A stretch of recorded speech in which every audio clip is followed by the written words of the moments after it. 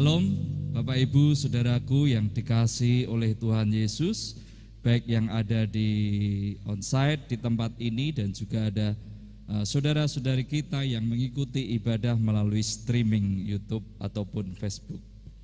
Bapak Ibu Saudaraku yang dikasihi oleh Tuhan Yesus, ada perikop di Alkitab tentang kasih Kristus kepada anak-anak atau Tuhan memberkati anak-anak. Yang terdapat di dalam kitab Markus pasal yang ke-10 ayat yang ke-13 sampai ayat yang ke-16. Saya bacakan bagi kita semua Bapak Ibu Saudaraku. Lalu orang membawa anak-anak kecil kepada Yesus supaya ia menjamah mereka. Akan tetapi murid-muridnya memarahi orang-orang itu. Ketika Yesus melihat hal itu, ia marah dan berkata kepada mereka, "Biarkan anak-anak itu datang kepadaku. Jangan menghalang-halangi mereka. Sebab orang-orang yang seperti itulah yang empunya kerajaan Allah. Aku berkata kepadamu, sesungguhnya barang siapa tidak menyambut kerajaan Allah seperti seorang anak kecil, ia tidak akan masuk ke dalamnya." Lalu ia memeluk anak-anak itu dan sambil meletakkan tangannya atas mereka, ia memberkati mereka. Bapak Ibu Saudaraku yang dikasihi oleh Tuhan Yesus Kristus, di ayat yang ke-13 dikatakan di sana, lalu orang membawa anak-anak kecil kepada Yesus supaya ia menjamah mereka.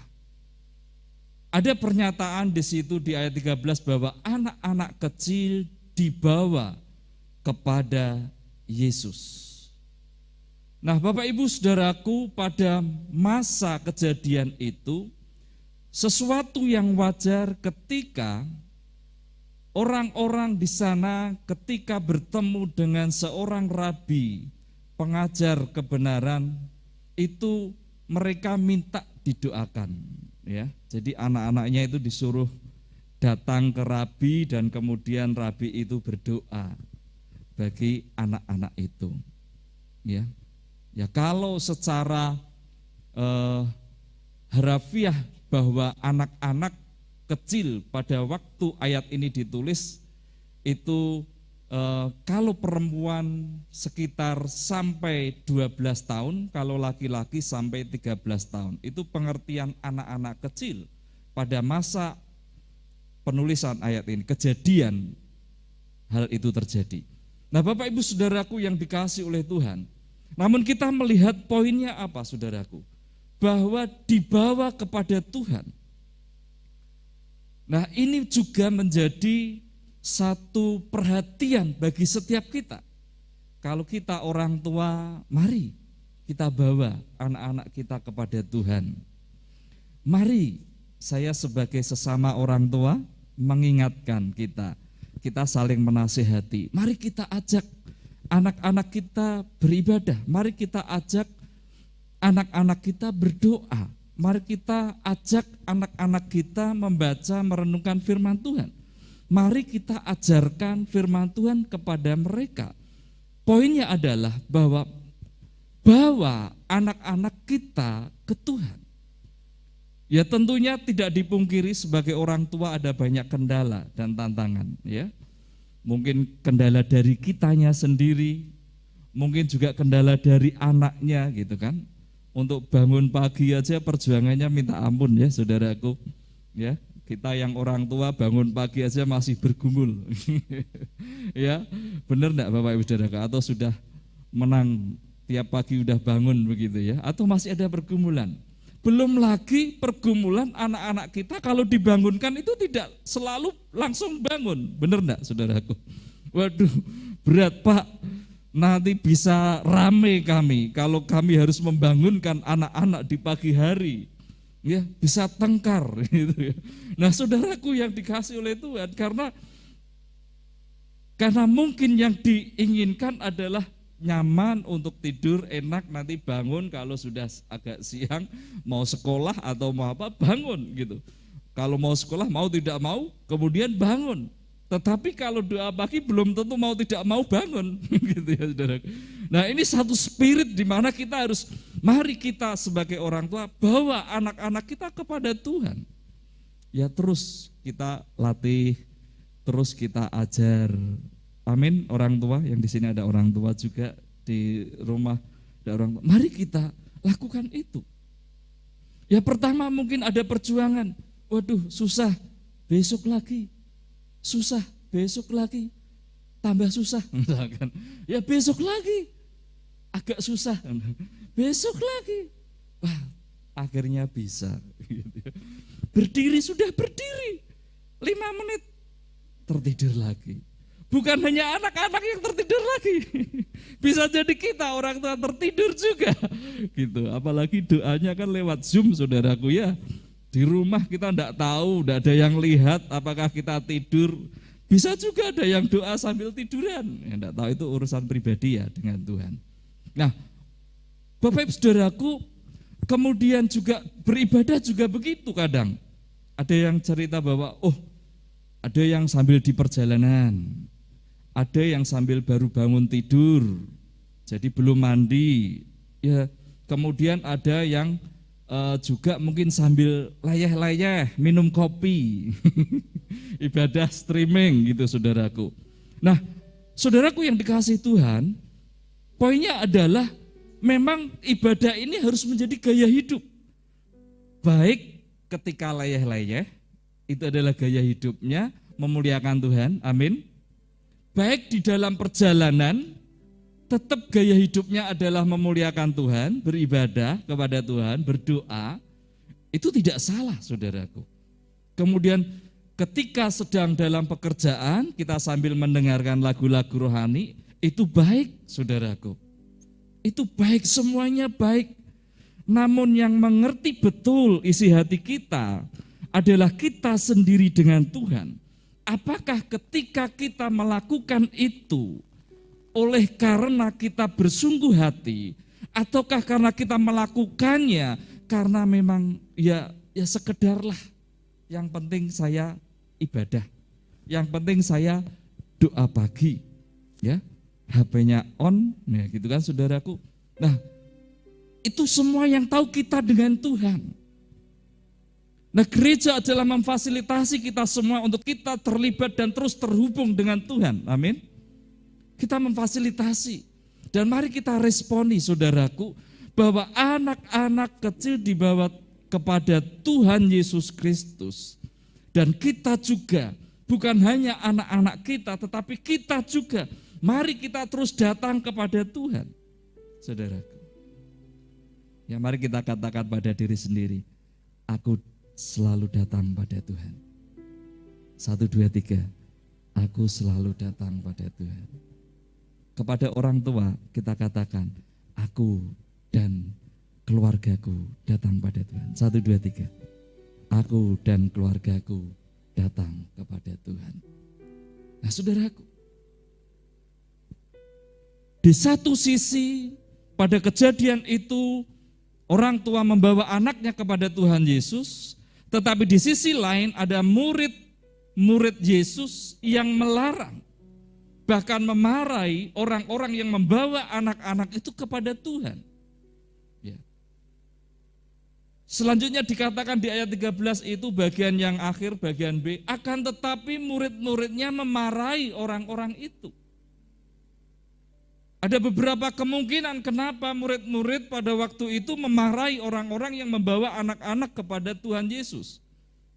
Yang pertama, perkiraannya ya, ini tafsirnya adalah karena bisa jadi mengganggu, gitu kan? Keramaian anak bisa mengganggu konsentrasi orang tua dalam mendengar firman Tuhan. Nah, Bapak Ibu Saudaraku, mungkin tafsirnya seperti itu. Dan mungkin juga kenapa ada sekolah minggu tersendiri dan kemudian orang tua sendiri, bukan semata-mata karena mengganggu konsentrasi ya Bapak Ibu Saudaraku. Tetapi biarlah anak-anak juga mendapatkan makanan yang tepat bagi anak-anak. Coba kalau anak-anak sekolah minggu mendengar khotbah model saya seperti ini, jadi tidak mudeng Bapak Ibu Saudaraku. Harus dengan cara mereka, harus dengan gaya mereka, bukan hanya sekedar alasannya adalah karena supaya tidak mengganggu orang tua yang mendengar firman. Bukan itu saudaraku, itu bukan alasan utama. Tetapi biarlah mereka mendengar firman Tuhan dengan cara dan gaya mereka adalah anak-anak sekolah minggu saudaraku. Anak-anak yang mendengar firman dengan gaya mereka, bukan gaya orang tua seperti saya gitu ya, ya yang sudah jadul. Nah yang berikutnya mungkin bisa jadi para murid ini tidak ingin gurunya Tuhan Yesus ini terganggu. Karena apa? Direpotkan oleh anak-anak. Ya. Sikap para murid tampaknya dilandasi pemahaman bahwa waktu Tuhan terlalu berharga untuk dibuang-buang bagi anak-anak.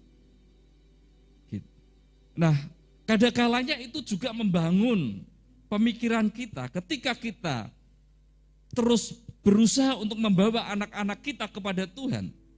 Kita membawa anak-anak untuk beribadah itu repot. Repot enggak Bapak Ibu? Repot betul. Pelayanan bawa anak-anak repot.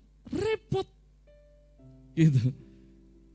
Tetapi kita harus mengerti betul bahwa kita harus bawa keluarga kita kepada Tuhan. Sehingga kami berusaha terus kami bawa kemanapun kami pergi. Kalau kami bisa bawa, kami akan bawa. Di ibadah, di pelayanan, di komsel begitu ya.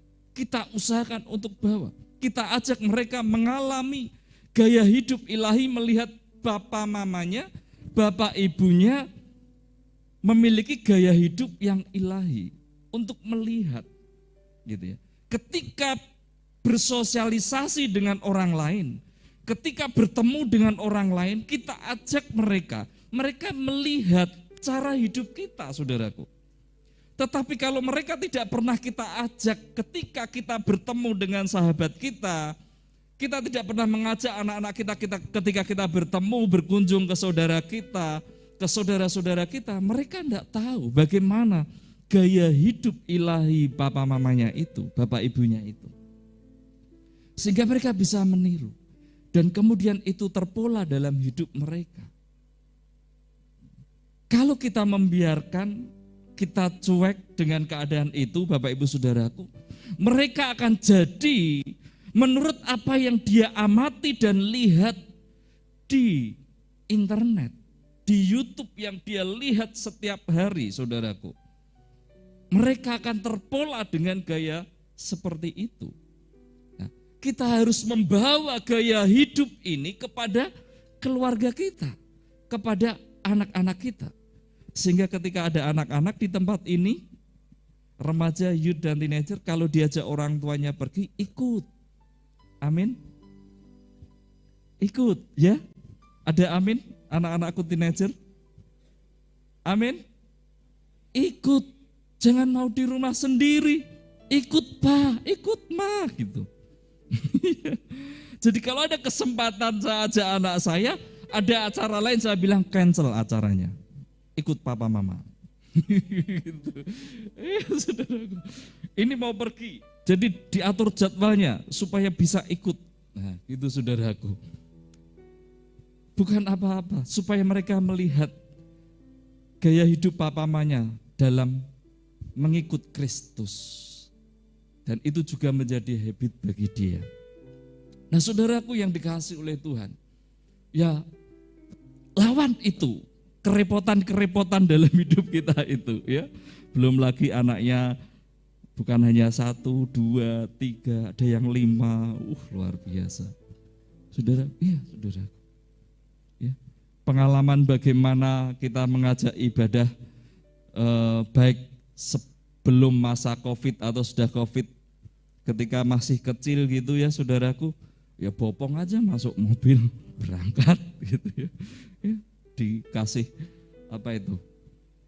tisu basah karena masih kecil belum bangun. Ya diusahakan sedemikian rupa. Nah ada satu usaha yang luar biasa dikerjakan. Dikatakan repot Pak, betul repot saudaraku. Secara kedagingan itu repot. Tetapi kalau melihat dampaknya ketika mereka nanti besar, kerepotan itu tidak berarti sekali. Bahwa dampaknya begitu luar biasa. Perjumpaan pribadi anak-anak kita dengan Tuhan sejak kecil itu mentransformasi hidupnya sepanjang hidupnya, saudaraku. Kalau anak-anak kita mengalami Tuhan atau keluarga kita mengalami Tuhan sejak kecil, maka sejak kecil itulah hidupnya ditransformasi sampai seumur hidupnya sehingga hidupnya mengalami perubahan yang luar biasa. Tetapi kalau menunggu tua seperti saya, saudaraku, transformasinya baru seusia saya, kan begitu saudaraku. Tapi kalau dari kecil, sejak remaja, sejak youth, mahasiswa, dia punya waktu yang panjang untuk mengalami transformasi kehidupan. Dan nilai-nilai kebenaran itu terjadi di dalam hidupnya. Amin. Ya ini kita bagi orang tua. Nah Bapak Ibu Saudaraku yang dikasihi oleh Tuhan. Juga pada waktu itu, kemungkinan yang berikutnya yang terjadi pada waktu itu, kenapa murid-murid memarahi? Karena memang tradisi pada zaman itu, dalam agama Yahudi bahwa anak-anak sama sekali tidak ada harganya. Ya, tidak termasuk tidak memiliki hak untuk menjadi anak-anak Allah. Ya. Pemahaman poin ketiga inilah di mana tidak dihargai, tidak dianggaplah gitu saudaraku. Yang Yesus jadikan senjata untuk mengubah pandangan itu kepada banyak orang pada waktu itu saudaraku. Ya. Apa yang Yesus katakan? Di ayat 14 dikatakan bahwa biarkanlah anak-anak itu datang kepadaku. Jangan menghalang-halangi mereka. Sebab orang-orang yang seperti itulah yang mempunyai kerajaan Allah. Aku berkata kepadamu, sesungguhnya barang siapa yang tidak menyambut kerajaan Allah seperti seorang anak kecil, ia tidak akan masuk ke dalamnya. Saudaraku, perkara yang luar biasa Allah sedang menyampaikan kepada setiap kita. Apa yang dilihat oleh manusia berbeda dengan apa yang dilihat oleh Tuhan. Mungkin manusia melihat repot. Mungkin manusia melihat itu tidak bernilai karena kecil, tidak bisa apa-apa gitu kan saudaraku ya. Tidak bisa, sangat bergantung kepada orang lain. Namun Tuhan mengasihi orang yang demikian. Tuhan menyayangi umat manusia, Dia mengasihi manusia. Sekalipun orang lain menganggap tidak ada harganya, sekalipun orang lain tidak menghargainya, namun Allah menghargainya. Amin. Sekalipun manusia menganggap dia tidak bisa apa-apa itu, kerja tidak bisa, ini tidak bisa, ini tidak bisa, tidak bisa gitu kan. Manusia banyak penilaiannya begitu, tetapi Tuhan sangat menghargainya. Dia adalah ciptaannya, dia ditebus dengan darahnya yang mahal, dengan darahnya yang kudus. Dia mengasihi. Saudaraku yang dikasihi oleh Tuhan Yesus, Tuhan mengasihi apa yang dipandang hina oleh manusia, apa yang dipandang kecil oleh manusia, Tuhan mengasihi. Apa yang dipandang tidak bisa apa-apa, Tuhan mengasihinya. Keadaan seperti itu bukan hanya di anak-anak saudaraku. Kadang kita orang tua sudah dewasa, youth, teenager, kadang kita juga merasa seperti itu. Aku tidak layak. Aku kecil, tidak bisa apa-apa. Aku tidak bisa berkontribusi banyak. Aku bisanya cuma begini. Saya sudah lemah misalkan. Mungkin ada ungkapan seperti itu. Tidak bisa apa. Tetapi disitulah kasih Tuhan nyata bagi kita. Apapun keadaan kita, saudaraku, Tuhan mengasihi kita. Amin. Tuhan mengasihi Bapak Ibu Saudaraku. Katakan, apapun keadaanku, Tuhan mengasihiku. 1, 2, 3. Apapun keadaanku, Tuhan mengasihiku.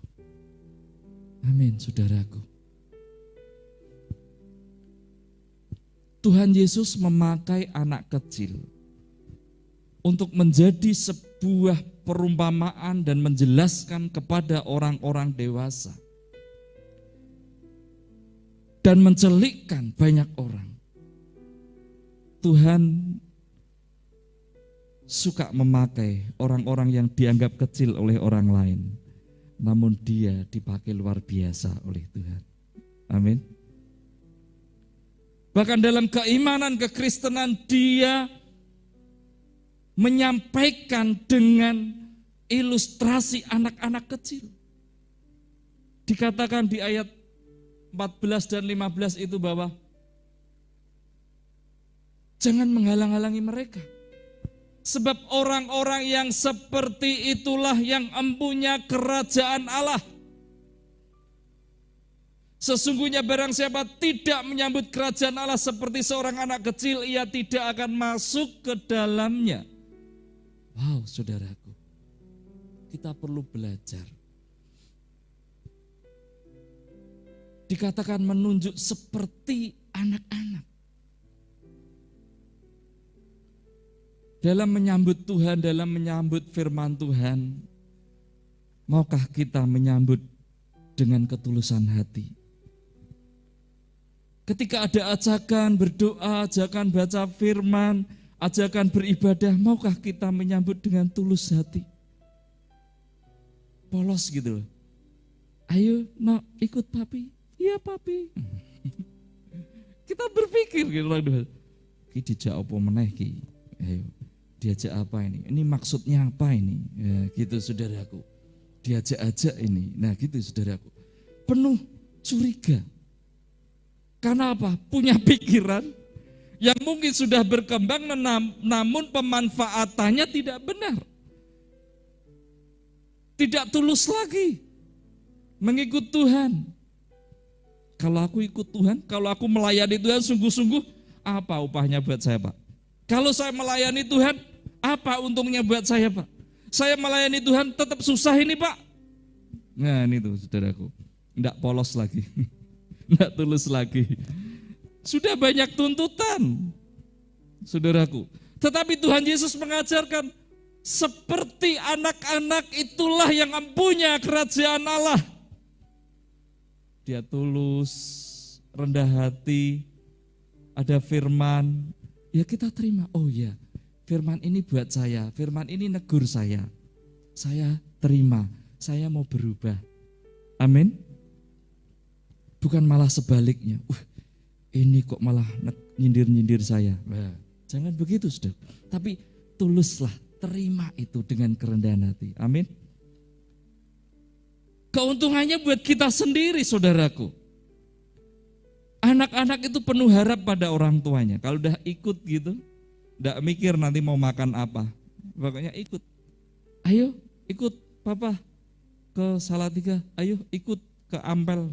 Ayo, enggak tanya nanti makannya apa Pak di sana. Enggak nanya itu Bapak Ibu Saudaraku. Tapi pasrah kepada bapak dan ibunya. Gitu ya. Tapi kadang anak-anak Tuhan begitu. Ayo semangat melayani Tuhan. Terus untungnya buat aku apa Pak? Tetap susah ini. Mendingan kerja. Bukan berarti kerja enggak salah, bukan berarti kerja salah loh saudaraku. Nah, maksudnya adalah kita jadi curiga sama Tuhan. Kita jadi punya pikiran lain, enggak tulus lagi dengan firman Tuhan.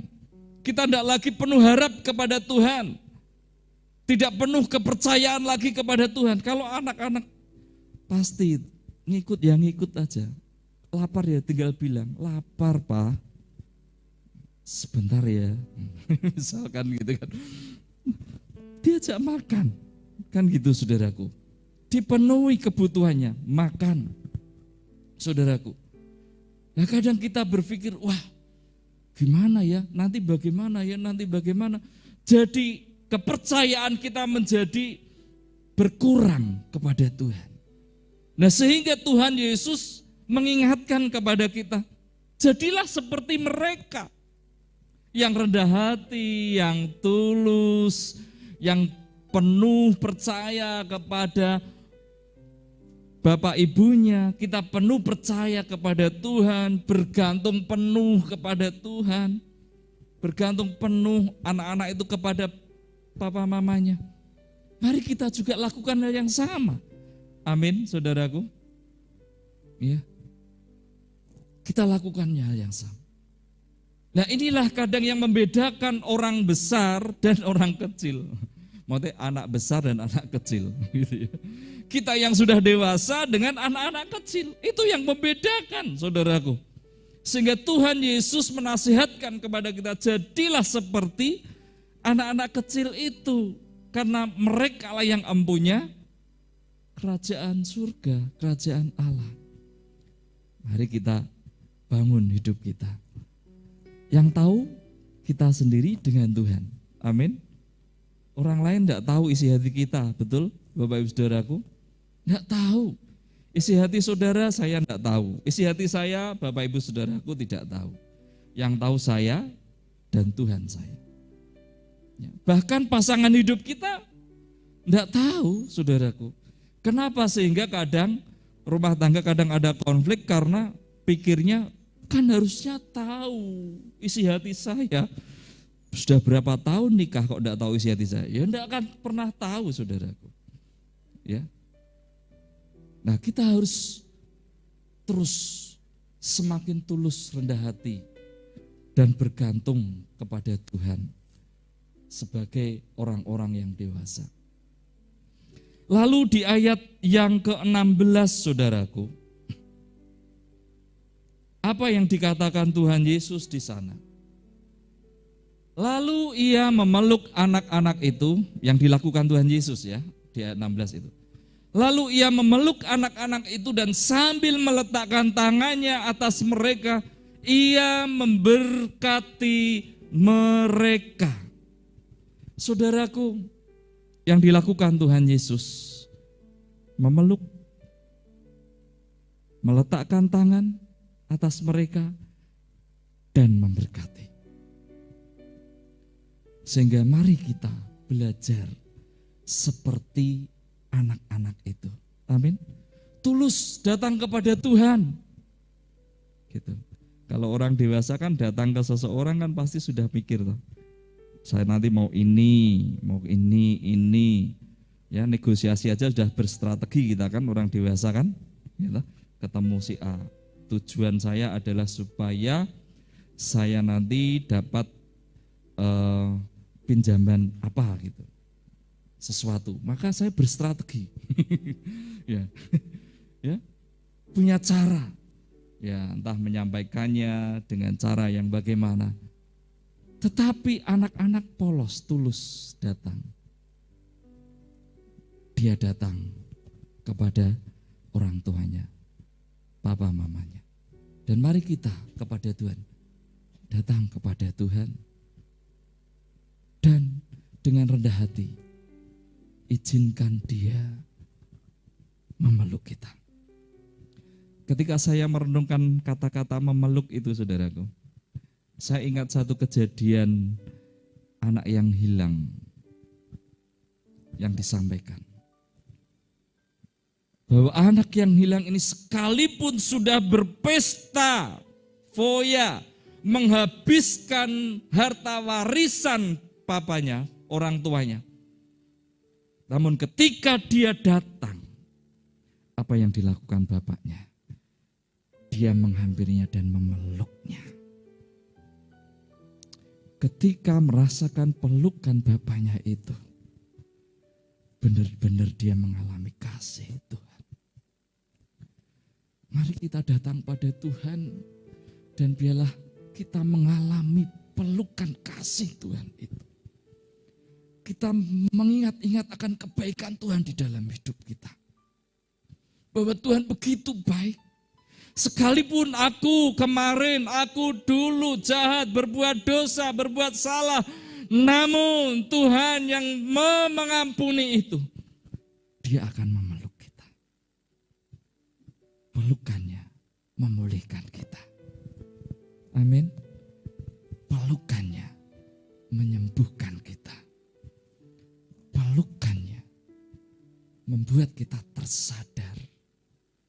Oh ya, betapa Tuhan itu baik dan luar biasa. Sehingga Rasul Paulus katakan, semuanya kuanggap sampah setelah dia mengalami pengenalan akan Kristus. Bahwa Kristuslah yang utama di dalam hidupnya. Dan mari kita betul-betul menyadari.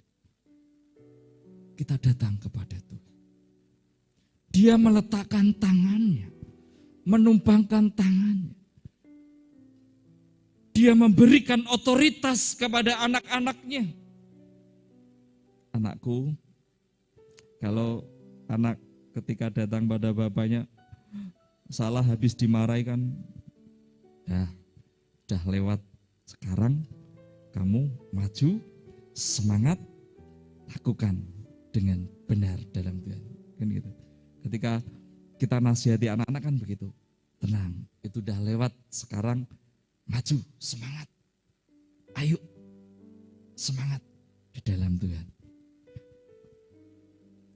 Ada satu kerinduan Tuhan buat kita. Ayo terus, aku menyertaimu. Aku memberikan kuasa kepadamu untuk engkau berbuat baik, untuk engkau melakukan segala sesuatu. Aku bersama dengan engkau. Itulah janji Tuhan kepada kita. Dan Tuhan yang ketiga yang dia lakukan apa? Memberkati. Dia menyediakan segala sesuatu yang diperlukan bagi kita. Matius 28 ayat yang ke-20. Dan ketahuilah, aku menyertai kamu senantiasa sampai akhir zaman. Penyertaan Tuhan itu akan menolong hidup kita. Amin, saudaraku. Penyertaannya akan membawa kita melewati segala persoalan di dalam hidup kita, saudaraku. Apapun itu masalahnya, karena ada penyertaan Tuhan, karena ada berkat Tuhan, maka semuanya lewat. Suatu ketika kami menghadapi satu persoalan di rumah. Dan itu menjadi pergumulan kami, saya dan istri.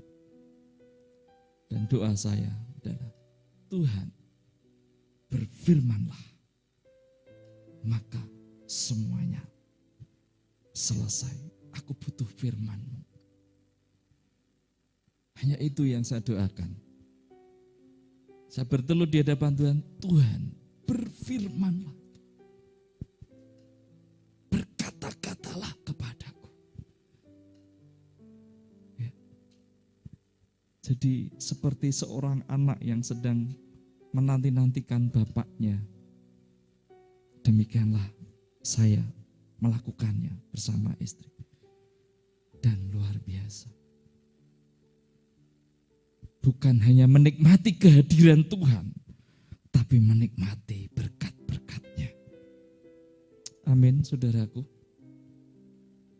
Saya kejar firman-Nya, maka saya dapatkan tambahannya. Amin. Maka firman Tuhan, carilah dahulu kerajaan Allah dan kebenarannya, maka semuanya itu ditambahkan. Saya kejar Tuhan. Saya kejar firman-Nya, Tuhan berfirman, aku butuh firman-Mu saja. Maka aku kuat. Aku butuh firman, berfirman, berkata-kata kepadaku. Maka aku sanggup melewati semua. Luar biasa. Tuhan berfirman, maka semuanya jadi. Dia beri perintah, maka semuanya ada. Amin, Bapak Saudaraku.